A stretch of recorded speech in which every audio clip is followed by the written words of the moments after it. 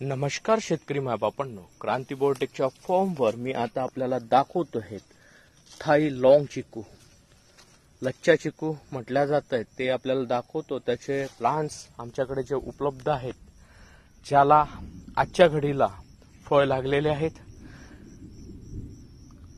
क्रांती biotech शेतकऱ्यांना जे देत आहे विकसित तंत्रज्ञान, त्यामध्ये प्रत्येक गोष्टी स्वतः तपासणी करून देत आहेत।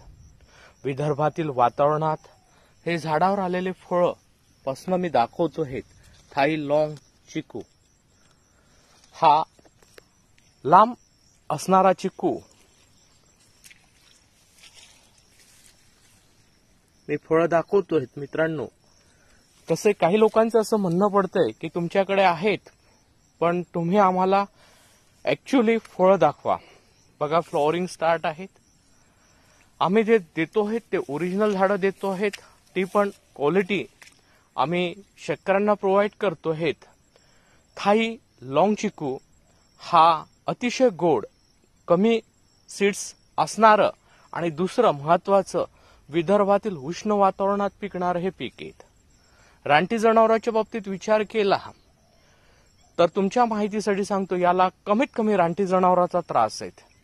व्यावसायिक शेती म्हणजेच 12ही महिने उत्पादन पाहिजेत, मग हा चिकू आपल्या वातावरणामध्ये 12ही महिने निघतोय। सगळ्यात महत्वाची बाब, ऑल टाइम याला फुलोरा येत असतोय। वैशिष्ट्य असं आहे की जगात जेवढ्याही चिकूच्या जाती आहेत, त्यात या चिकू अतिशय गोड आहेत। भारत म्हटलंय आणि त्यातल्या त्यात इथे लोक अतिशय गोड खाणं पसंत करतात, आणि हा चिकू एका किलोमध्ये मिनिमम एकच बसेल एवढा लांब येतोय, आणि अतिशय गोड चविष्ट असल्यामुळे मित्रांनो, की भावी आयुष्यासाठी शेतकऱ्यांनी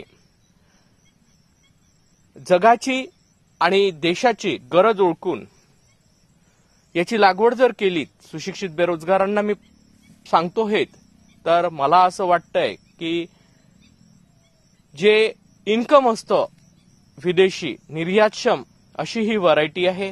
लॉंग ड्युरेशनसाठी चालतायत, लांब पल्ल्याच्या मार्केटिंगसाठी आपण याला पाठवू शकतोय, आणि अतिशय गोड चविष्ट।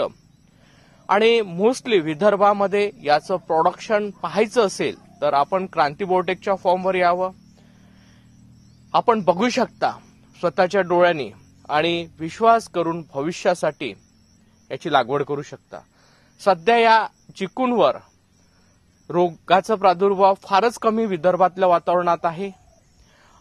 सांगायचं झालं तर फक्त किडीचा म्हणजेच फळमाशीचा अटॅक होतोय, तर कुठल्याही चिकू लावल्यानंतर विदर्भामध्ये फळमाशीचा अटॅक होतोय।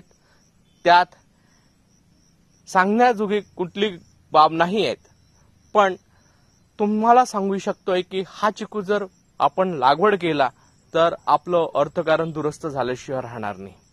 मित्रांनो, काळाची गरज लक्षात घ्या, भविष्य लक्षात घ्या, आणि व्यावसायिक शेतीकडे क्रांती बायोटेकची जी संकल्पना आहे त्याच्यात हातात हात घालून पुढच्या भविष्याचा विचार करा। धन्यवाद मित्रांनो।